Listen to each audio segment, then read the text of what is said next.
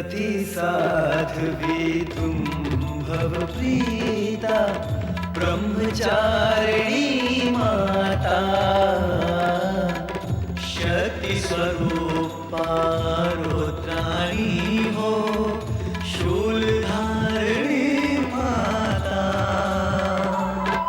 मृत्यु ने पाया है तुमसे जीवन का वरदान प्रेम भाव से मिलके तुम्हारा करते हैं गुणगान। जय जय हे महिषासुरमर्दिनी जय मां अम्बे चिंताहरणी जय जय हे महिषासुरमर्दिनी जय मां अम्बे चिंताहरणी।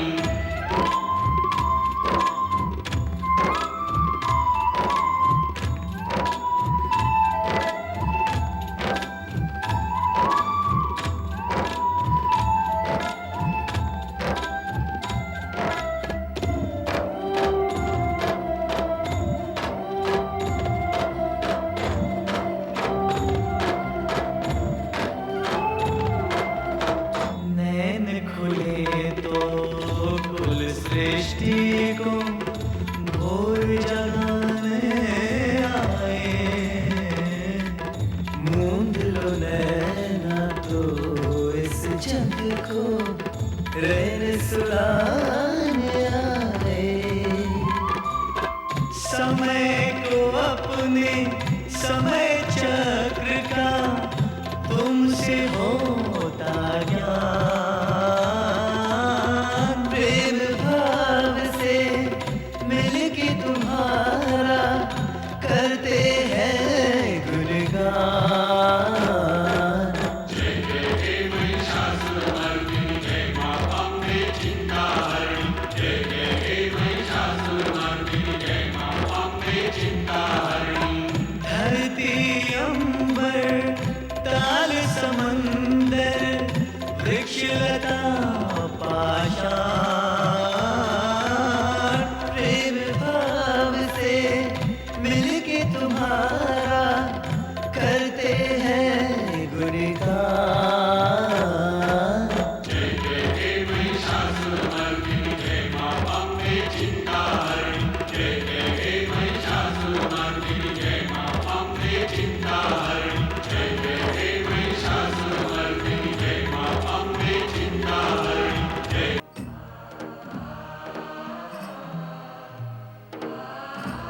1 2 3 4 5 6 7 8 9 10 11 12 ये मारा, ये गई तुम्हारी गोटी।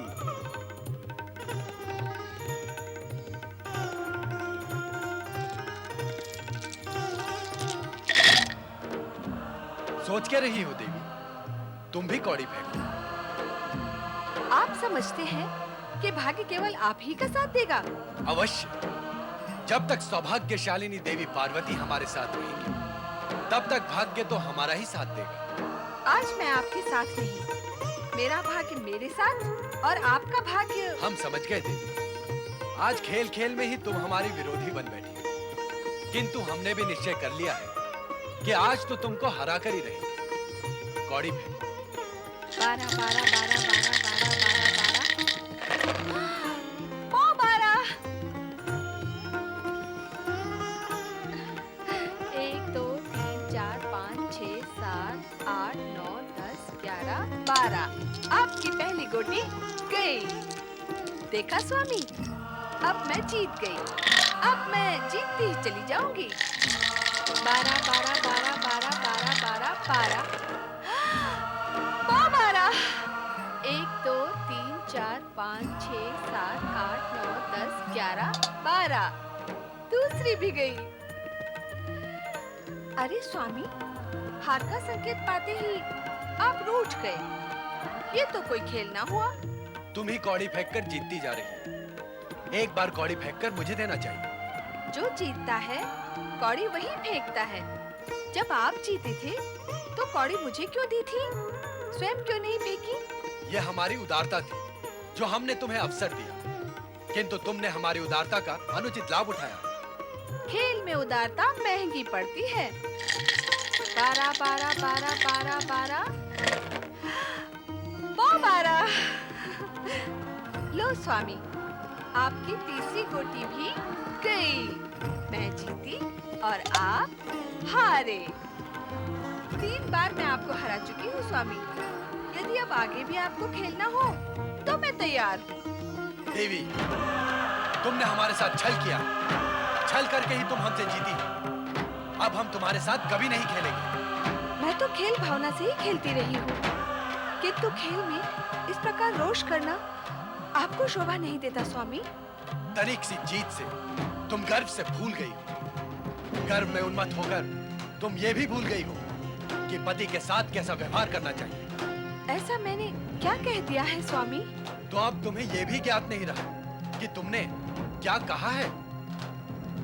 भूल करने वाले को इस सत्य का ज्ञान यदि हो कि वो जो कर रहा है वो भूल है, तो वो कदापि ऐसा करे ही नहीं। किंतु अज्ञान और अहंकार के भाव प्रबल होने पर किसी भी प्राणी को यह भान नहीं होता कि वो भूल कर रहा है।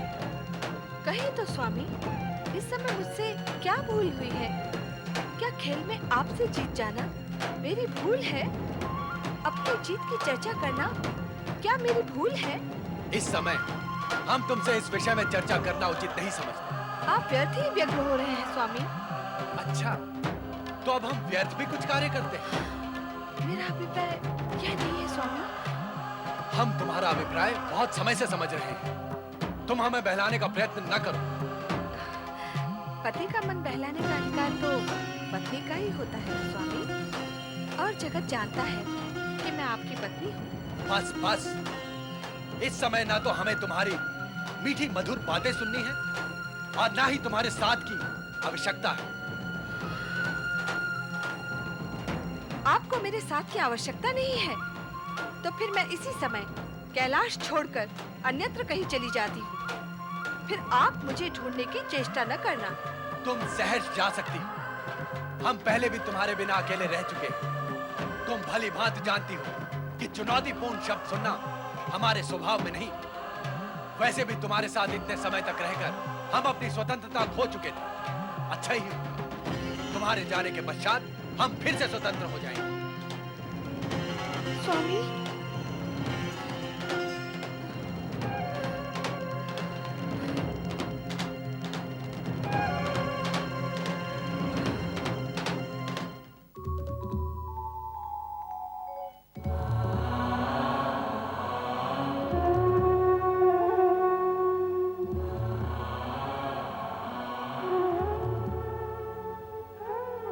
पार्वती, क्या इस तरह कैलाश से नाता तोड़कर चले जाना उचित होगा? अपने पुत्र समान नंदी और शिवगणों का भी विचार नहीं आया तुम्हें? तुम्हारे न होने पर उनकी क्या स्थिति होगी? अब कैलाश से चलकर आई हूँ तो लौटकर कैसे जा सकती हूँ? नंदी और शिवगण की चिंता करने की मुझे क्या आवश्यकता है? उनकी चिंता करने वाले शिव शंकर तो कैलाश पर बैठे ही हैं ना। किंतु प्रश्न ये है कि तुम जाओगी कहाँ? और कहाँ? पिता हिमालय राज की शरण में।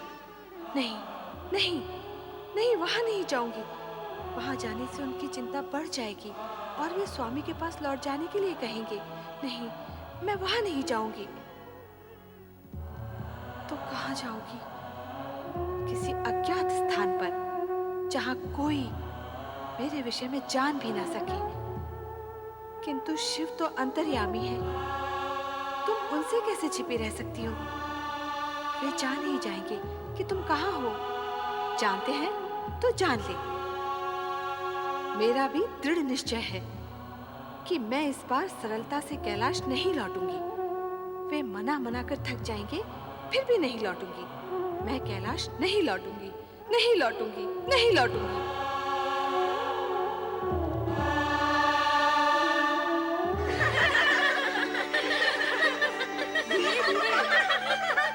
धीरे, हम गिर देंगे। धीरे धीरे, धीरे धीरे, हमको डर लगता है।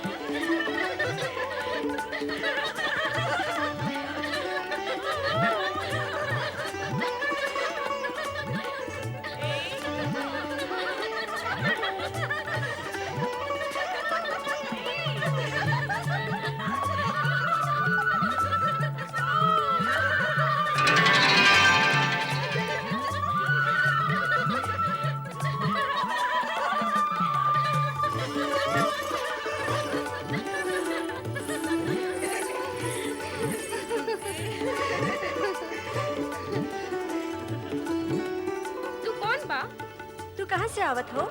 हमार नाम पर्वतिया है। यहाँ से तनिक दूर हिमवा गांव में हम रहत हैं। मरदवा से तनिक कहा सुनी हुई गई तो हम रूट कर यहाँ चले आए। का हमका आपन संग रखो? हाँ हाँ, काहे नाही? तुम जैसी सुंदर नार को कौन ना बोलेगा री? तुहार भरतार आवे तो भी लौट कर न जाई का, हम तो का छुपा ले। पर्वतिया झूला झूलबो?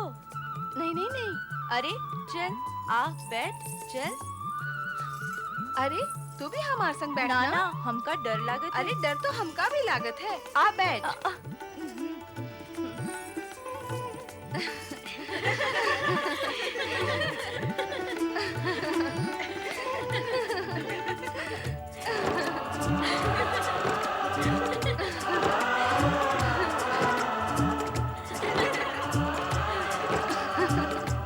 झूला झूले में तो पर्वतिया बहुत चतुर है। झूलन में चतुर है तो व्यवहार में अधिक ही चतुर रही होगी, क्यों रे पर्वतिया? काहे कि हम अपने गांव हिमवा में सदा खेलत रहे ना। कौन के संग खेलत रहे? अपनी मनवितवा के संग।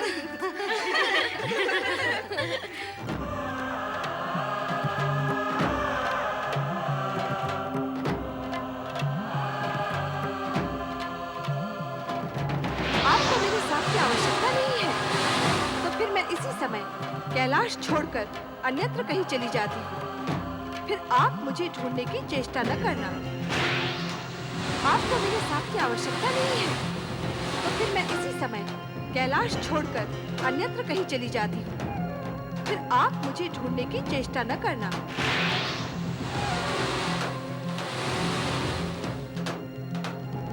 नंदी भैया, भगवान भोलेनाथ व्यग्र हैं। व्यग्र तो हम भी हैं। माता पार्वती कुछ बताए बिना न जाने कहाँ चली गई। भोलेनाथ को तो पता होगा। अवश्य ही होगा, किंतु वो स्वयं कितने व्यग्र हैं। इसका कारण तो केवल तुम ही पूछ सकते हो। जाओ ना नंदी भैया।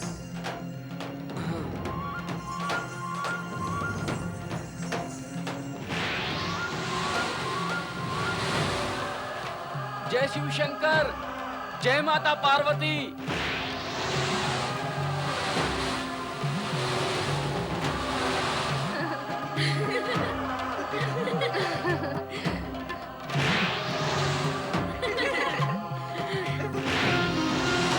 आंखें खोले भोलेनाथ और ये बताएं कि आप इतने व्यग्र क्यों हैं?